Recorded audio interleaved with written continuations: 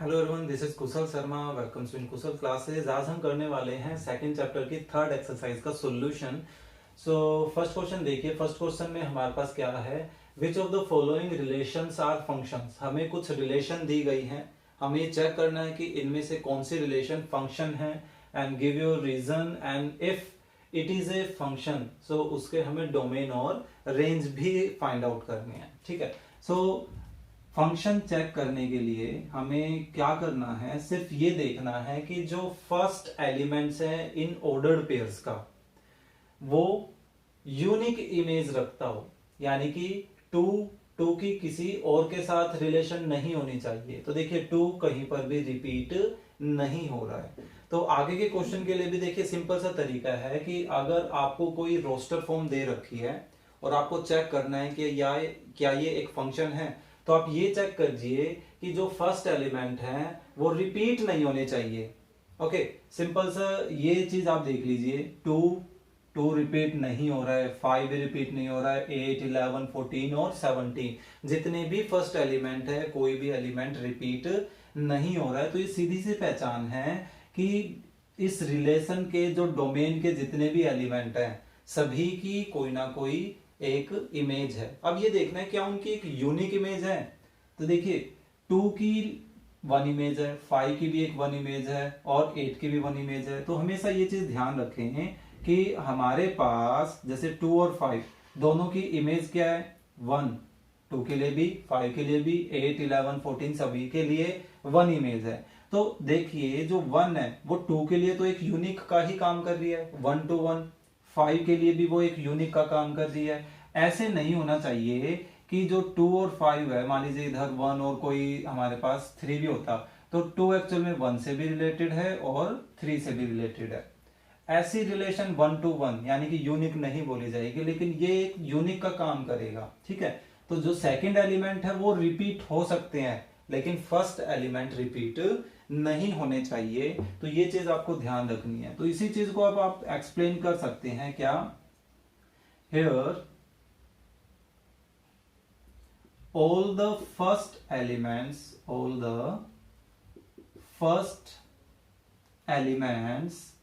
that is कौन कौन है, 2, 5, 8, 11, 14 and 17 of the domain of given relation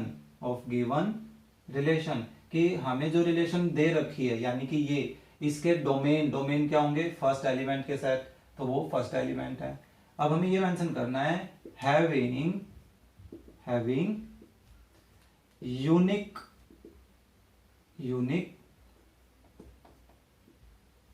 images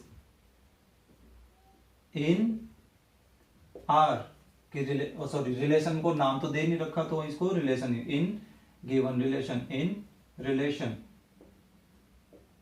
ठीक है, कि जितने भी हमारे पास डोमेन के फर्स्ट एलिमेंट हैं उनकी क्या होनी चाहिए, एक यूनिक इमेज होनी चाहिए। तो हम कह सकते हैं therefore given relation is a function कि गिवन रिलेशन जो है वो एक फंक्शन है। अब क्योंकि ये एक फंक्शन है, ठीक है, तो उस कंडीशन में हमें उसके डोमेन और रेंज बताने हैं। सो डोमेन ऑफ फंक्शन किसके इक्वल हो जाएगा, फर्स्ट एलिमेंट के, है ना। तो फर्स्ट एलिमेंट क्या है, 2, 5, 8, 11, 14 एंड 17 और इसकी रेंज क्या हो जाएगी, सो रेंज ऑफ फंक्शन, रेंज क्या है हमारे पास, सेकंड एलिमेंट, तो सेकंड एलिमेंट क्या है, सिर्फ 1। क्लियर। इसी तरह से इसका सेकंड पार्ट देखिए। सेकंड पार्ट में हमारे पास 2 रिपीट नहीं हो रहा, 4, 6, 8, 10, 12 एंड 14 जितने भी फर्स्ट एलिमेंट हैं वो सभी रिपीट नहीं हो रहे हैं और फिर सभी की देखिए कोई ना कोई एक यूनिक इमेज भी आ रही है ना। तो यानी कि अब हम सेकंड पार्ट की अगर हेल्प लें, अब इसको सेकंड पार्ट बना देते हैं। पहले फर्स्ट था 2, 4, 6 कितने एलिमेंट्स हैं अप टू 14 तक, 2, 4, 6, 8, 10, 12 and 14 of the domain of given relation having unique image in relation, therefore given relation is function. So ऐसे में अब इसका डोमेन क्या हो गया, इसका डोमेन हो गया 2 4 6 8 10 12 और 14, और रेंज क्या हुई, रेंज देखिए 1 2 3 4 5 6 और 7, तो इसकी रेंज हो गई 1 2 3 4 5 6 and 7। Simple. Okay, so last देखिए, लास्ट में गड़बड़ अब यहाँ पे 1 देखिए 1 रिपीट हो रहा है। रिपीट होने का क्या मतलब है, इसको बनाकर देखिए आप एरो डायग्राम से 1 एंड 2 1 एंड 2 3 5 एंड 5 3 5 एंड 5। तो देखिए 1 की रिलेशन हमें 3 के साथ भी गिवन है और 5 के साथ भी गिवन है, और 2 की रिलेशन 5 के साथ गिवन है। तो 2 की तो देखिए एक यूनिक इमेज है, लेकिन 1 की यूनिक इमेज नहीं है ना। तो जिसकी भी कोई यूनिक इमेज नहीं हो, आप उसी को एज ए एग्जाम्पल के रूप में लेकर चले। कैसे, थर्ड पार्ट में हियर वन ऑफ या one that is first element बोलते हैं, that is first element of domain of given relation have two different images कौन कौन सी वो भी मेंशन कर दीजिए, that is 3 and 5 in relation. अब क्योंकि यहां पे डिफरेंट रिलेशन आ गई, यूनिक नहीं है ना, डिफरेंट वर्ड साथ आ गया, तो इसी वजह से हम बोल सकते हैं therefore this relation is not a function, कि ये रिलेशन जो है वो एक फंक्शन नहीं होगा। ओके, सो हमेशा ध्यान रखें कि ऐसा अगर साइन बनता है कहीं तो यानी कि वो एक फंक्शन नहीं है। ऐसा साइन बन सकता है कि दो डिफरेंट डोमेन के एलिमेंट्स की एक सेम इमेज हो सकती है, दोनों के लिए वो यूनिक तो बोली जा सकती है, ठीक है। तो ये फंक्शन के लिए काम कर सकता है और ये नहीं काम करेगा, नॉट ए फंक्शन। ओके, तो ये था सिंपल सा first question. Okay, so second question देखिए। सेकंड क्वेश्चन में हमें डोमेन और रेंज निकालने हैं of the following real functions. Real functions का मतलब हो गया कि ये रियल नंबर्स पर डिफाइंड है। इसका मतलब यहाँ पर x की वैल्यूज हम रियल नंबर्स में कुछ भी रख सकते हैं, ओके। लेकिन एक लिमिटेशन, जो रियल फंक्शंस होते हैं वो क्या है कि कंप्लीटली या तो रियल नंबर्स रखे जा सकते हैं और रियल नंबर्स का सबसेट रखा जा सकता है एक पार्टीशन में। तो देखिए फर्स्ट पार्ट हमारे पास मॉडुलस फंक्शन से रिलेटेड है ना। तो सबसे पहले देखिए हम मॉडुलस फंक्शन को लेकर चलते हैं, माइनस को इंक्लूड नहीं करते हैं। ओके, सो मॉडुलस फंक्शन कैसे काम करता है कि अगर x की value positive is equal to 0 है तो उस कंडीशन में कोई चेंज नहीं करना होता। ऐसा ही हमने इंट्रोडक्शन में भी पढ़ा था, है ना। और अगर x की वैल्यू नेगेटिव है तो उस कंडीशन में हम उस x को एक माइनस साइन से मल्टीप्लाई कर देते हैं, ओके। लेकिन अगर इस फंक्शन को ही हम क्या कर दें,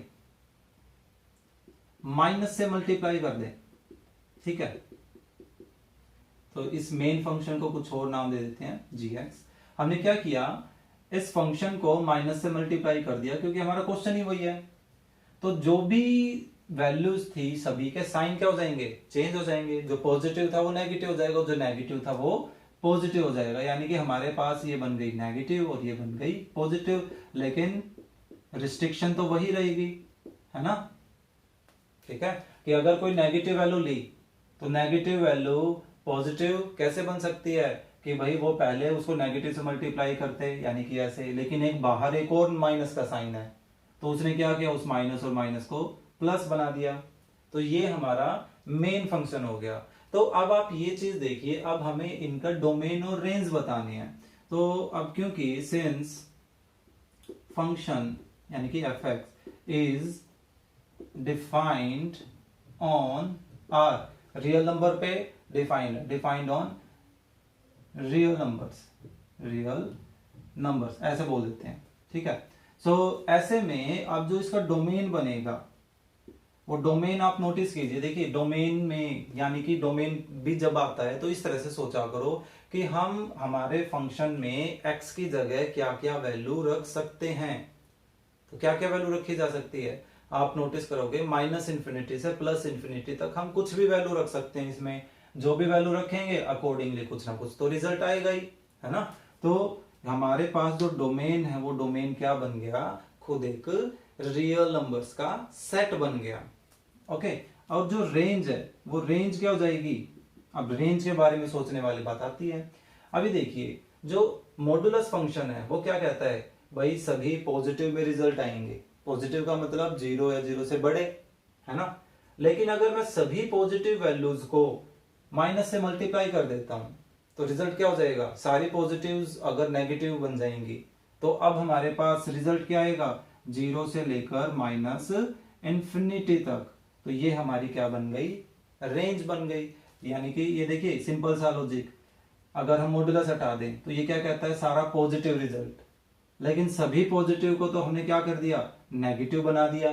तो ऑब्वियसली बात है सारा रिजल्ट कैसा आएगा, नेगेटिव आएगा। तो ये एक इंटरवल की फॉर्म में हमने यहाँ पे रिप्रेजेंट कर दिया। ओके, तो 0 भी यहाँ पर कवर हो सकता है, तो हम 0 को एक क्लोज्ड इंटरवल में कंप्लीट कर देते हैं, ठीक है। तो इस तरह से इस फंक्शन के हमने डोमेन और रेंज निकालनी। आप सिंपली ये सोचिए कि क्या वैल्यू रख सकते हैं सोल्व करने के लिए, तो वो डोमेन का हिस्सा हो जाएगा, और क्या क्या रिजल्ट में आ सकता है वो हमारा रेंज हो जाएगा। आ सकता है नहीं, क्या आएगा, ठीक है। तो इसका सेकंड पार्ट और करते हैं, देखिए सेकंड पार्ट से और अच्छे से क्लियर होगा क्या है। सेकंड पार्ट में हमें गिवन है root of 9 minus X square. Okay, देखिए जब भी रूट की कंडीशन आ जाए तो आप एक काम ये कीजिए, इस रूट के अंदर वाली वैल्यू को इज इक्वल टू 0 रख लीजिए एक बार, वहां से हम x की वैल्यू निकालते हैं, ठीक है। एक्स स्क्वायर, तो जब स्क्वायर हटाएंगे तो इधर क्या लगेगा, प्लस माइनस रूट ऑफ 9 यानी कि प्लस माइनस 3। तो x की वैल्यू हमारे पास ये आ रही है। ओके, इन दोनों को हम एक बार नंबर लाइन पे प्लॉट कर लेते हैं। देखिए -3 एंड 3। ओके, अब इस -3 और 3 की वजह से टोटल यहाँ जो नंबर लाइन है 5 हिस्सों में बट गई। -3 से छोटी, -3 और 3 के बीच की, 3 से बड़ी, एक -3 की खुद पॉइंट पे और एक 3 पॉइंट पे, है ना। तो हम थोड़ा सा अब यहाँ पे हल्की फुल्की मेहनत करते हैं। देखिए क्या कि एक एक करके इंटरवल्स के बीच में वैल्यू रख के देखते हैं। देखिए यहाँ पे -4 रख के देखते हैं, तो -4 रखा तो 9 माइनस 16 बन जाएगा। अंदर रिजल्ट क्या आ रहा है, नेगेटिव, लेकिन रूट के अंदर तो नेगेटिव, हम रियल नंबर्स पे काम करते ही नहीं, हमें पता ही नहीं उसको सोल्व कैसे करते हैं, है ना। यानी कि ये वाला ऑप्शन तो कैंसिल हो गया, यानी कि हम -3 से छोटी वैल्यूज इसमें नहीं रख सकते। इसका मतलब हमारा जो डोमेन है, जो हम बताने वाले हैं उसमें इस हिस्से को तो हम कवर ही नहीं करेंगे।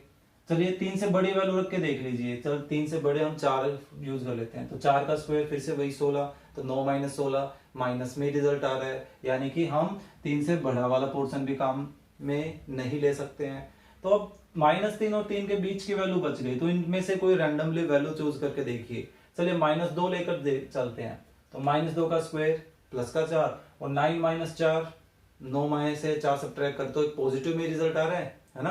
तो यानी कि -3 और 3 के कोई भी बीच की वैल्यू अगर हम ले रहे हैं तो रिजल्ट जो है रूट के अंदर पॉजिटिव आ रहा है, और जिसको हम आराम से सोल्व कर सकते हैं। पॉजिटिव का रूट तो हम आराम से निकाल सकते हैं, है ना। तो यानी कि जो डोमेन है वो डोमेन हमारा क्या होगा, -3 से 3 के बीच में। लेकिन अभी 2 पॉइंट और बाकी हैं, कौन, -3 और 3। तो -3 रख के देखिए, -3 रखते हैं तो 9, तो 9 माइनस 9 0, और 0 का रूट 0, कम से कम सोल्व हो सकता है। यानी कि जो -3 है वो भी कवर हो सकती है, तो इसको भी क्लोज में ले लें। तो इसी तरह से आप 3 वैल्यू रख के देखिए इसमें, तो 3 का भी स्क्वायर 9, तो उससे भी रिजल्ट आ सकता है। तो यानी कि जो डोमेन है वो डोमेन हमारा क्या हो गया, -3 से 3 के बीच का हो गया। ओके, अब बात आती है रेंज की, कि रेंज क्या होगी। तो क्या क्या इसमें रिजल्ट आ सकता है। अब देखिए डोमेन पता चल गया -3 से 3, तो यानी कि हमें सिर्फ इन्हीं के बीच की या यही वैल्यूज इसमें रख के देखनी है और ये चेक करना है कि रिजल्ट क्या क्या आ सकता है। ओके, हमें अब -∞ से +∞ सभी के बारे में नहीं सोचना, सिर्फ डोमेन की ही वैल्यू रखेंगे। तो अब देखिए आप यहां नोटिस करें स्क्वायर। ओके, तो जितनी भी नेगेटिव वैल्यू आप रखोगे वो फिर से पॉजिटिव तो बननी है ना। तो कम से कम हम पहले इसमें 0 रख के देखते हैं। तो 0 का स्क्वायर 0, 9 - 0 9, 9 का रूट 3। तो कम से कम यहां अगर सबसे छोटी x की सबसे छोटी वैल्यू भी हमने रखी जो कि 0 थी, तो अभी रिजल्ट कितना आ रहा है, 3 आ रहा है हमारे पास। तो रेंज में एक 3 तो इंक्लूड होगा ही, एक लिमिट बन गई हमारे पास। अब सबसे बड़ी वैल्यू रखते हैं, 3 फिलहाल सबसे बड़ी वैल्यू है यहाँ पे। सबसे बड़ी वैल्यू हमने इसमें रखी 9 बन जाएगा, क्योंकि 3 का स्क्वायर 9, तो 9 - 9 0, 0 का रूट 0, यानी कि सबसे बड़ी वैल्यू रखने से रिजल्ट क्या आ रहा है, 0 आ रहा है। तो इनके बीच की कोई वैल्यू रखेंगे, जैसे हमने 2 रखा तो 2 का स्क्वायर 4, सो 9 - 2 5, 5 का रूट 2 पॉइंट समथिंग कुछ आएगा, यानी कि 0 और 3 के बीच में आ रहा है। तो 0 और 3 खुद भी तो आ रहे हैं, तो इसका मतलब जो रेंज है वो रेंज हमारी क्या हो गई, 0 से लेकर 3, और 0 और 3 वो खुद भी। ठीक है, तो इस तरह से हम किसी फंक्शन के डोमेन और रेंज को पता कर सकते हैं। आपको थोड़ा सा यहाँ पे इस तरह से ही ध्यान देना होगा कि किन वैल्यूज को सब्स्टिट्यूट किया जा सकता है, वो डोमेन के अंदर आ जाएंगे, और उन डोमेन की वैल्यूज की वजह से क्या क्या रिजल्ट आता है वो रेंज के अंदर आ जाएगा।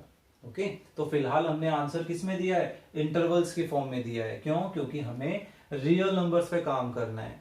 Okay okay, so third question क्या है, a function f is defined by, function दे रखा है जो वेरिएबल है उसका 2 टाइम, और उसमें से फिर 5 सब्ट्रैक्ट करना है, और फिर हमें f(0), f(7) और f(-3) की वैल्यू भी फाइंड आउट करनी है। ये 9th क्लास का क्वेश्चन है, हालांकि 8th में भी हम करके आते हो तो ध्यान नहीं है। ठीक है, सो मेरे को इतना तो बिल्कुल ध्यान है कि 9th क्लास में हम जरूर करते हैं। आई थिंक सेकंड चैप्टर की चाहे सेकंड या थर्ड एक्सरसाइज जिसमें हमें वैल्यूज निकालनी थी पॉलिनोमियल से रिलेटेड। ओके, हमें पॉलिनोमियल दिया जाता था और उनकी वैल्यूज फाइंड आउट करनी होती थी। बिल्कुल सेम वही काम है, कोई भी डिफरेंट कुछ भी नहीं है। सो गिवन हमारे पास क्या है वो लेकर चल पड़ते हैं, fx 2x - 5। सो देखिए f(0) निकालना है अगर हमें फर्स्ट पार्ट में, तो x की जगह 0 रख रहे हैं। सो 2 × 0 -5, यानी कि 0 - 5 क्या आ गया, -5।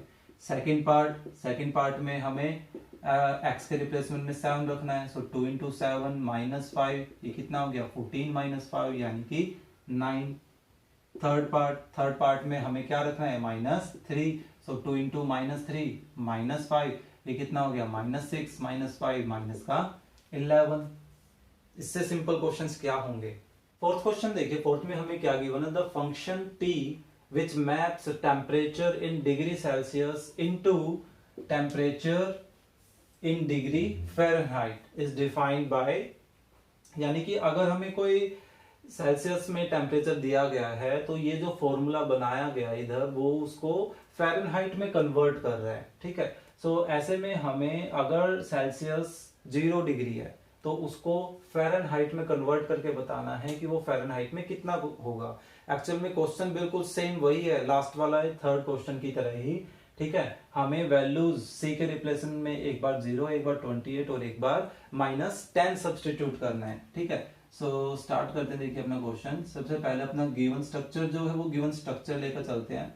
t of c is 9c/5 + 32। बिल्कुल सेम जो क्वेश्चन है वो भी हम 9th क्लास में करके आए थे, उसमें भी हमें ऐसे ही सेल्सियस से फ़ारेनहाइट में टेम्परेचर को कन्वर्ट करना था। ओके, सो अपने फर्स्ट पार्ट के अकॉर्डिंगली हम पहले 0 सब्स्टिट्यूट कर रहे हैं। सो 9 टाइम ऑफ 0 डिवाइडेड बाय 5 + 32, यानी कि 0/5, 0 + 32 कितना आ गया, 32 ही आ गया।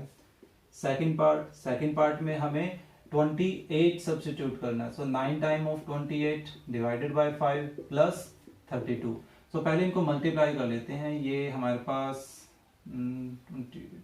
180 72 252 बन जाएगा, डिवाइडेड बाय 5 + 32 सेम, इसको डिवाइड ही कर लेते हैं, डिवाइड होके हमारे पास कितना आ जाएगा 50.4 प्लस 32। अब देखिए इन दोनों को ऐड कर लेते हैं तो ये आ जाएगा हमारे पास 82.4। ओके, थर्ड में हमें क्या सब्स्टिट्यूट करना है, -10 सब्स्टिट्यूट करना है। सो -10 रख देते हैं। सो 32, 5 से 10 को कैंसिल करें तो -2, तो ये 9 एंड -2 -18 और 32। तो हमारे पास डिफरेंस कितना आ गया, 14 आ गया। तो था ना सिंपल सा क्वेश्चन। ओके, एक्सरसाइज का लास्ट क्वेश्चन देखिए, find the range of each of the following functions. हमें 3 फंक्शंस दिए गए हैं और हर एक की हमें रेंज फाइंड आउट करनी है, और इनके साथ में ये जो हमें वैल्यूज दी गई हैं ये एक्चुअली इनके डोमेन को रिप्रेजेंट कर रहे हैं। जैसे फर्स्ट पार्ट में x की वैल्यू रियल नंबर तो होगी लेकिन ग्रेटर देन 0, यानी कि पॉजिटिव वैल्यूज पर काम करना है। यहाँ पर कोई लिमिटेशन नहीं है, इसका मतलब है कि हम -∞ से +∞ कुछ भी रख सकते हैं, और ऐसा ही इसमें भी रहेगा। ठीक है, सो अपने फर्स्ट पार्ट को देखते हैं। जैसे फर्स्ट पार्ट में हमें क्या गिवन है, फंक्शन 2 - 3x। तो अगर आपको इनकी इससे स्टार्टिंग करनी है कि एक्चुअल में इसकी क्या रेंज आएगी, तो आप ये कर सकते हैं कि इस वैल्यू को =0 रख के देख लीजिए। ठीक है, यहां से देखिए अगर हम =0 रखते हैं तो वहां से, या 0 रखने के बजाय आप एक तरीका ये कीजिए कि हमें देखिए यहाँ पे x क्या दे रखा है, ग्रेटर देन 0, यानी कि हमें पॉजिटिव वैल्यूज ही लेकर चलनी है। तो हम रैंडमली एक बार इसमें =0 रख के देख लेते हैं कि एक्चुअल में अगर इसमें 0 रखा जाए तो हमारे पास क्या रिजल्ट आता है। तो देखिए 0 रखते हैं तो 0 × -3 0, और 2 - 0 2 ही रिजल्ट आएगा। यानी कि इसकी जो रेंज है वो रेंज में हमारे पास एक्चुअली एक 2 तो आएगा, उस 2 से लेफ्ट पे काम करेंगे या राइट पे, यानी कि जो रेंज आएगी वो या तो 2 से लेफ्ट साइड का रिजल्ट होगा या 2 से राइट साइड का रिजल्ट होगा। इतना तो कंफर्म हो गया। अब एक्चुअल में कंफर्म करने के लिए हम क्या कर सकते हैं, अब 0 से बड़ी कोई वैल्यू इसमें रख के देख लेते हैं, जैसे 1 रख के देख लेते हैं। ठीक है, तो इसमें अगर हम 1 सब्स्टिट्यूट कर रहे हैं तो 2 - 3, क्योंकि 3 × 1 3 हो जाएगा, तो 2 - 3 -1 आ रहा है, और -1 कहाँ होता है, -1 हमारे इसके लेफ्ट साइड में होता है ना। तो यानी कि ये हिंट मिल गया कि एक्चुअल में इसकी जो रेंज होगी, जो रिजल्ट आएगा, वो रिजल्ट एक्चुअल में 2 से छोटा छोटा आएगा। आप कोई भी वैल्यू रख के देख लीजिए, इससे कितनी भी क्लोज, अगर आप 0.5 भी रख के देख रहे हैं, 0 से तो बड़ा ही है ना, और रियल भी है, तो 0.5 रखते हैं तो ये 1.5 आएगा हमारे पास। 3 को जब 0.5 से मल्टीप्लाई करेंगे तो 1.5 हो गया। सो 2 - 1.5 हाफ बन रहा है, तो वो हाफ भी हमारे पास एक्चुअल में 2 के तो लेफ्ट में ही है। यानी कि हमें हिंट क्या मिल गया कि जो रेंज है वो रेंज क्या है, 2 से स्मॉलर, 2 के इक्वल नहीं हो सकती, क्योंकि हम x की वैल्यू 0 के इक्वल नहीं लेकर चल रहे हैं। ठीक है, और कहां तक जा सकती है, -∞ तक, और -∞ को भी हम ओपन में लेकर चलते हैं, तो ये होगी इसकी रेंज। ठीक है, सेकेंड पार्ट देखिए, सेकेंड पार्ट में हमारे पास फंक्शन क्या दे रखा है, x² + 2। अब आप खुद सोचिए, देखिए स्क्वायर वाली क्वांटिटी है, स्क्वायर वाली क्वांटिटी हमेशा कैसी होती है, ग्रेटर देन इक्वल टू 0, है ना। इक्वल टू 0 भी हो सकती है, 0 का स्क्वायर 0 होगा। ओके, अब हमें +2 करना है, तो हम ऐसा करते हैं दोनों तरफ 2 ऐड कर देते हैं। ठीक है, 0 + 2, तो ये क्या आ गया, x² + 2 greater than equal to 2। यानी कि ये क्या है, हमारे फंक्शन को रिप्रेजेंट कर रहा है, और फंक्शन क्या कहता है कि भाई उस फंक्शन में x की जगह कोई भी वैल्यू रखो, हमेशा रिजल्ट कैसा आएगा, 2 के इक्वल या 2 से ग्रेटर आएगा। यानी इसकी इस कंडीशन में जो रेंज है इस क्वेश्चन की, वो रेंज क्या हुई, 2 और ग्रेटर देन 2। 2 भी आ सकता है, क्योंकि देखिए रियल नंबर पे काम कर रही, रियल में 0 भी हो सकता है, तो 0 का स्क्वायर 0, 0 + 2 2, है ना, और 2 से ग्रेटर तो आएगा ही।